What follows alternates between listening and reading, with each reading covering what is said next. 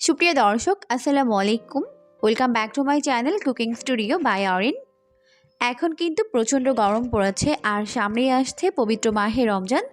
এই গরমে শরীর এবং মন ঠান্ডা রাখার জন্য দারুণ মজার একটি ডেজার্ট রেসিপি আজকে আপনাদেরকে তৈরি করে দেখাবো। আর এই ডেজার্টটি খেতে এতটাই বেশি মজার হয় যে এটা এক টুকরা খেলেও আপনাদের মন ভরবে না। ঠান্ডা ঠান্ডা দারুণ মজার এই ডেজার্টটি কিন্তু যে কেউ খুব সহজেই তৈরি করে নিতে পারবেন। একবার বাসায় তৈরি করে দেখবেন, পরিবারের ছোট বড় সবাই এটাকে অনেক বেশি পছন্দ করবে আর অনেক মজা করে খাবে। এই ডেজার্টটিকে তৈরি করার জন্য প্রথমে আমি সাবুদানাগুলোকে সিদ্ধ করে নিব। এই জন্য চুলায় একটা প্যান বসিয়ে এর মধ্যে আমি 3 কাপ পরিমাণ পানি দিয়ে পানিটিকে ভালো মতো ফুটিয়ে নিয়েছি। এরপর এখন এর মধ্যে আমি দিয়ে দিচ্ছি হাফ কাপ পরিমাণ সাবুদানা। এখন এই সাবুদানাগুলোকে এইভাবে নেড়েচেড়ে সিদ্ধ করে নিব।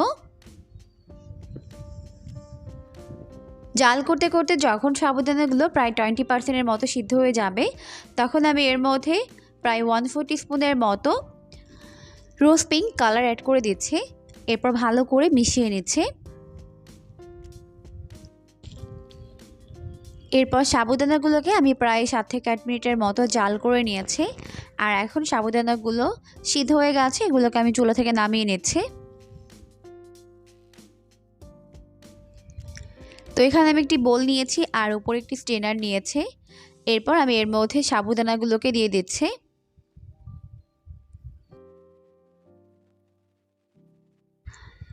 এরপর সাবুদানার মধ্যে থাকা এক্সট্রা পানিটিকে আমি এইভাবে ঝরিয়ে নিচ্ছি।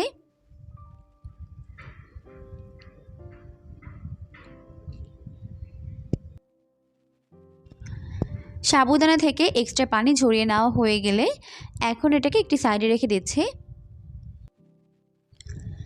এখন আমি চুলায় আরও একটা পাত্র বসিয়ে দিয়েছি আর এখন এর মধ্যে দিয়ে দিচ্ছি প্রায় 3 কাপ পরিমাণ পানি। এরপর এখন এর মধ্যে দিয়ে দিচ্ছি হাফ কাপ পরিমাণ গুঁড়া দুধ। আমি এখানে গুঁড়া দুধ ব্যবহার করেছি, তবে আপনারা কিন্তু গরুর তরল দুধও ব্যবহার করতে পারেন। সেক্ষেত্রে এখানে হাফ লিটার দুধ ব্যবহার করবেন।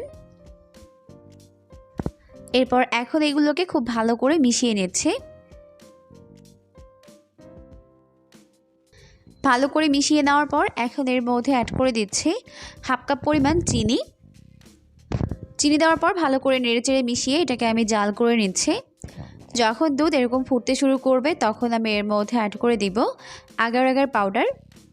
আমি এখানে 2 চামচ পরিমাণ পানি নিয়েছি আর 1 চামচ পরিমাণ দিয়ে দিলাম আগার আগার পাউডার।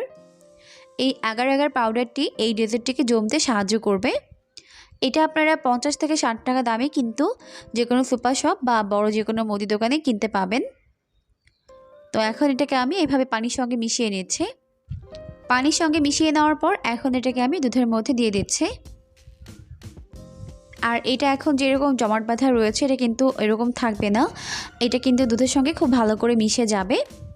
তো আমি এটাকে এইভাবে খুব ভালো করে মিশিয়ে নিচ্ছি। ভালো মতো মিশিয়ে নেওয়ার পর এখন আমি এর মধ্যে আগে থেকে সিদ্ধ করে রাখা সাবুদানাগুলোকে দিয়ে দিচ্ছি।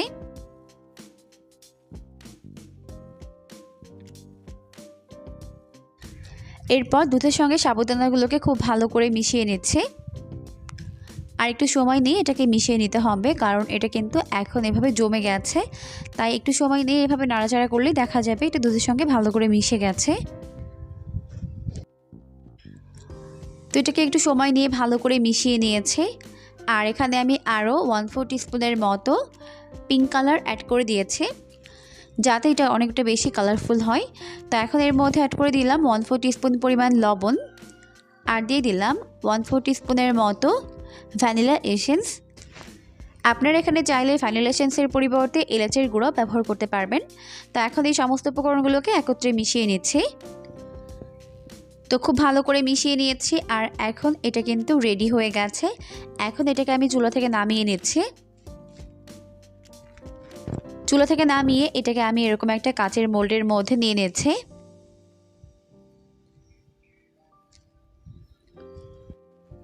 এখন এটাকে আমি প্রথমে রুমের স্বাভাবিক তাপমাত্রায় ঠান্ডা করে নিব। যখন এটা রুমের স্বাভাবিক তাপমাত্রায় চলে আসবে তখন এটাকে ফ্রিজের নর্মাল পোর্শনে 1 ঘন্টা রেখে এটাকে ভালো করে ঠান্ডা করে নিব। এখন 1 ঘন্টা পর এটাকে আমি ফ্রিজ থেকে বের করে নিয়েছি আর এখন কিন্তু এটা খুব ভালো মতো জমে সেট হয়ে গেছে। এখন একটি চাকুর সাহায্যে এটা চারপাশটা আমি ছাড়িয়ে দিচ্ছি যাতে করে এটা মোল্ড আউট করতে সুবিধা হয়। এখন উপর থেকে আমি একটা প্লেট দিয়ে দিচ্ছি, দিয়ে এটাকে এইভাবে মোল্ড আউট করে নিচ্ছি।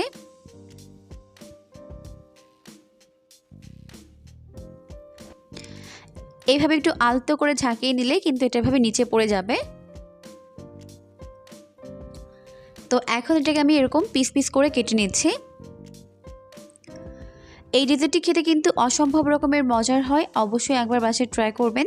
দেখবেন পরিবারের ছোট বড় সবাই এটাকে অনেক বেশি পছন্দ করবে আর অনেক মজা করে খাবে। পরবর্তী ভিডিও দেখার আমন্ত্রণ জানিয়ে আজকের মতো এখানেই বিদায় নিচ্ছি। সবাই অনেক বেশি ভালো থাকবেন। আল্লাহ হাফেজ।